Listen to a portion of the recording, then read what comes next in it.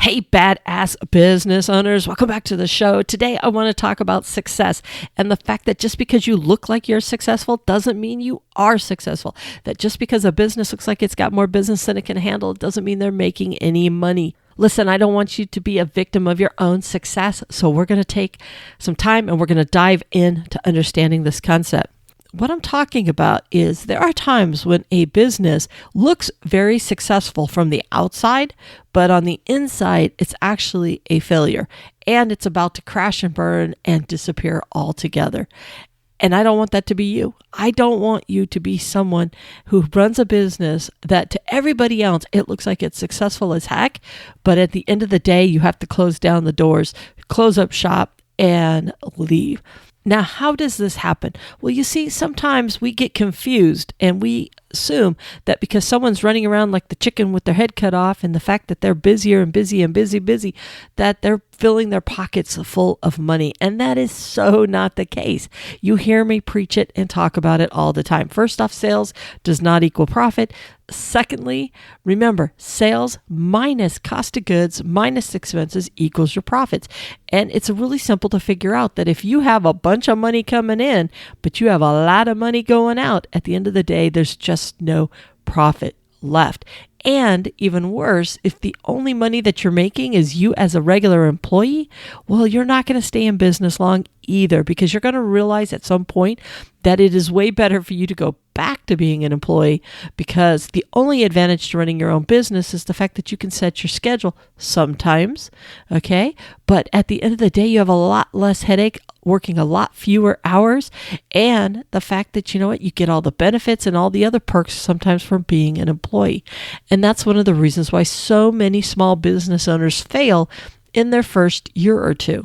Sometimes they fail because they can't get the business off the ground. Absolutely. But believe it or not, way more fail because they can't make money at the business that they're doing. And this might sound true for you. There's somebody listening right now, if not multiple people listening, that are struggling because, you know what, they're busy, they're making lots of money, but at the end of the day, they just don't have any money. And they're wondering, is all of this worth it? Is this headache? Is this hustle? Is this getting up early, getting home late, working 7 days a week? Is this worth it? And this is a question you have to ask yourself, because just because this particular business may or may not be working, it doesn't mean that you're a failure. It just means that there are things that need to be tweaked within the business. Because if you're not having fun anymore, it might be that A, you picked the wrong business, but two, the business is running you instead of you running the business. Now, let's step back for a second. Last week, I talked about the fact that you can't keep chasing sales and you need to look at profits. And this is one of the biggest things that I think will help you run a better business.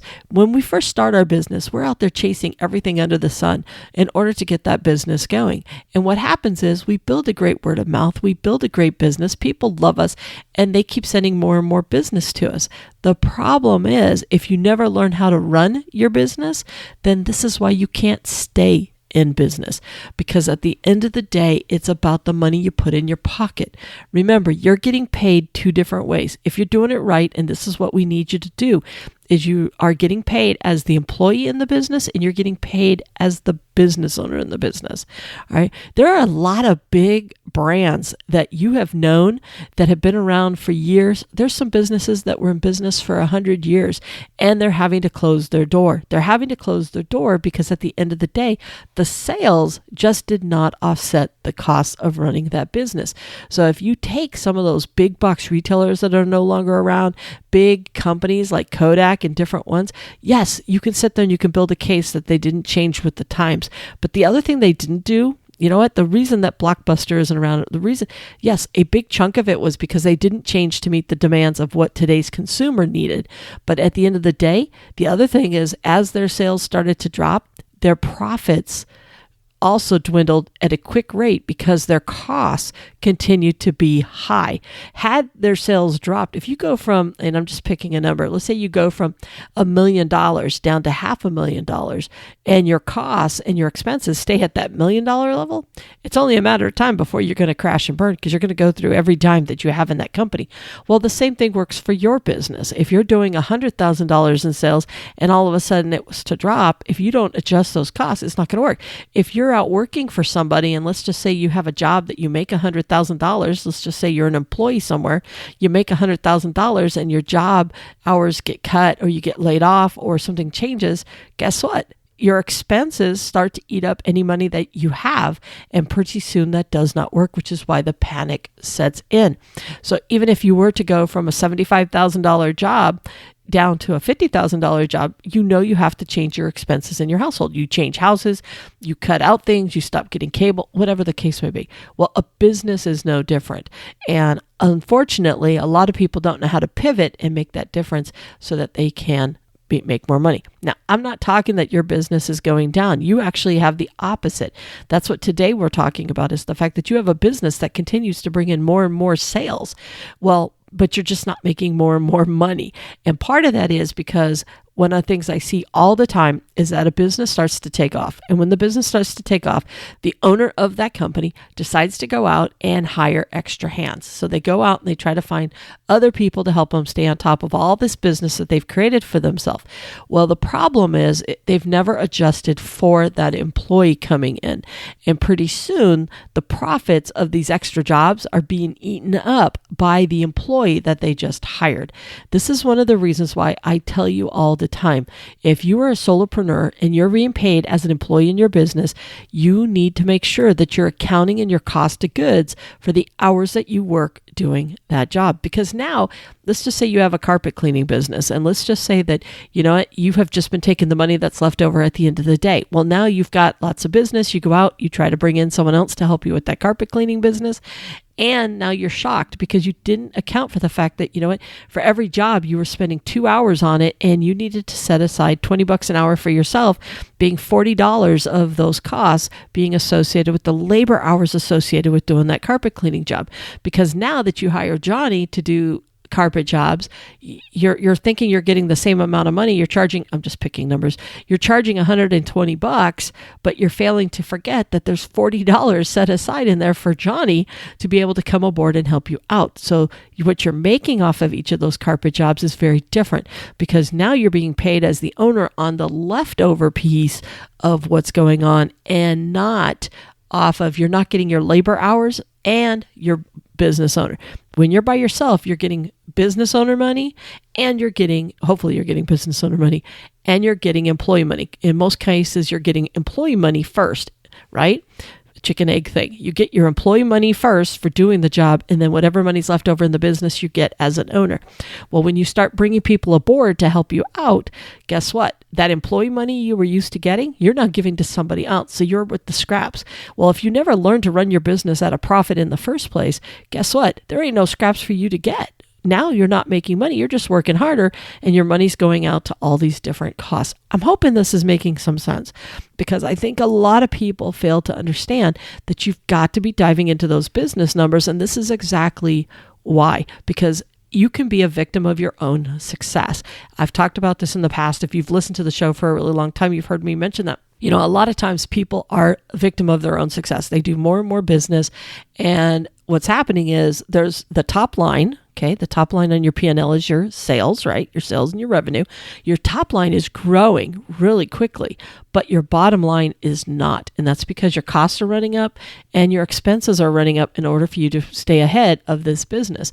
And a lot of times when our business goes from 0 to 100 and continues to grow, we spend less and less time working on the business, and we spend more and more time working in the business.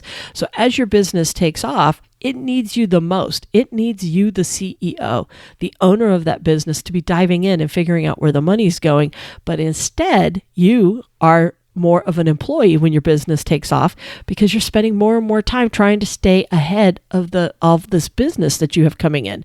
So naturally, you spend less and less time working on the business behind the scenes, making sure you keep that money. So today's point of the episode is, as your business continues to grow and as you continue to get more successful, I need you to slow down. I need you to do the opposite of what is coming naturally. Right now, what's happening is you're running, trying to stay ahead of all of this business that you have going on.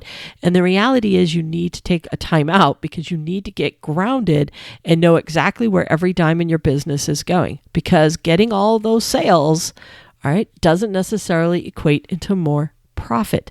And the reason I'm doing these 2 episodes back to back is I'm talking to more and more people who are doing really well. And they're, believe it or not, this past year, a lot of businesses have hurt. But there's also business owners that are having the best years of their life, and they're busier than they've ever been because more people are focusing on their homes, and therefore a lot of service-based businesses are going crazy because people are calling them in. And what's happening is they're finding out that, yes, my profits have gone up. I'm putting a little bit more money in my pocket, but for the amount the sales have gone up, I haven't necessarily gotten as much money out of all that. And if that sounds familiar to you, this is for you. I want to make sure that at the end of the day, you're making as much money as possible. And at the end of the day, you always remember you are a business owner. You're not an employee. Okay. You just happen to be employed by the company that you own, but your goal is to get out of the employee part of that business at some point in the future. And even if you never want to have an employee in your entire life, then why are you working so damn hard? You can actually make the same amount of money working less hours. So even if you have no intention whatsoever to hire an employee, then you just need to change the way you do your business today, because believe it or not, you can make just as much money working less hours and actually taking some time off, as long as you continue to know those business numbers and work smarter. You need to wear that CEO hat. So I'm going to stop preaching to you, because I think you kind of get the point that I'm trying to make here. It's really, really important that you stay in tune and in touch with the money that you make. Remember, sales minus cost of goods minus expenses equals that profit. So if you keep bringing in tons of sales and those cost of goods and those expenses are skyrocketing right around with it, and you're not paying attention and they're running around willy-nilly, guess what? You're not going to have any money at the end of the day. If you're just hiring people left and right without a plan, you're going to lose money. If you've never figured out your true cost of goods by figuring in what your labor hours are for your working in the business, then you're definitely going to lose money. Because if you think you're making $60 on every single deal, and all of a sudden you're having to hire someone for $20, $30 for that labor piece that you used to get paid for, guess what? That's $20, $30 not going into your pocket. And I'm not telling you don't hire people. I'm telling you, know the numbers. So this way, when you do bring people aboard, you're not giving away the money that you have been earning. All right. Anybody you bring aboard should complement your business and add to your profits. It's not going to be as high. All right. Every time you bring in people, your percentage goes down just a little bit because there are costs for bringing people aboard. But at the same time, you need to have a plan for what it is that you're doing. All right, I'm just preaching. I could preach all day about this. This is why I love diving into people's profit and loss statements, because there's a lot of hidden money in there, a lot of money that we're wasting because we're not taking the time to understand our business better. So I want you to have all the success in the world. I want you to be busier than you've ever wanted to be or could dream to be. But more importantly, I want you to put that money into your pockets at the end of the day. I want you to be a profitable business, not just a busy business. Okay. I don't want you just being a business that looks good from the outside. I want you to be a business that looks good under the hood. When you lift the hood up, this thing is running really well. You're making good money. Okay. There's a lot of people driving around in really fancy cars and they're broke ass poor. Okay. They don't have any money. They make it look like they're rich. They're not. They're up to debt to their eyeballs, and it just looks good. And meanwhile, the everyday millionaires driving around in a pickup truck.